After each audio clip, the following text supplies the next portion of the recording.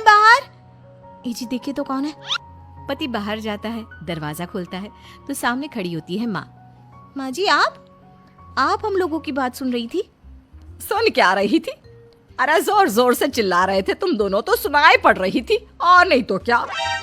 हाँ वो तो ठीक है, लेकिन कुछ सुना तो नहीं ना? देख बहू, इतने आम खाना ठीक बात नहीं। अरे पेट में गर्मी कर देता है। 3-4 किलो आम कोई रोज खाता है क्या? चलिए माँ जी, अब बात खुल ही गई है तो ठीक है, अच्छा ही है। अब बाहर जाकर पार्क में पेड़ के नीचे बैठकर आम तो नहीं खाने पड़ेंगे मुझे। क्या तू ये रोज रोज? हाँ, ये जो रोज रोज हाथ में 100 रुपए लेकर मैं निकलती हूँ ना, उससे आम खरीद कर पार्क में बैठकर खा पी कर आती हूँ मैं। हाय रे, तुझे शर्म नहीं आती? मोहल्ले वाले क्या कहेंगे कि सास खाना भी नहीं खाने देती तो बहू बाहर बैठकर आम खाती है। हाँ, वो कल बगल वाली काकी यही बोल रही थी कि देखो बेचारी को। बहू, तूने इस आम के चक्कर में मुझे बुरा बना दिया। अब तू देख मैं क्या क्या करती हूँ। अरे जाने देना माँ। हाँ माँ, क्या है, तू तो भाभी के पीछे ही पड़ी रहती है। अरे कैसे बात कर रहे हो तुम दोनों?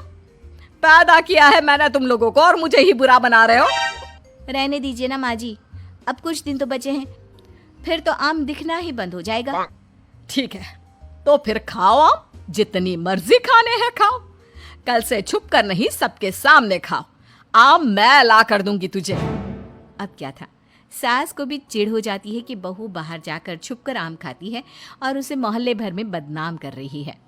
ये ले बहू, 2 बोरी आम आज ही खत्म करने हैं। मैंने कल 2 बोरी का ऑर्डर दे दिया है।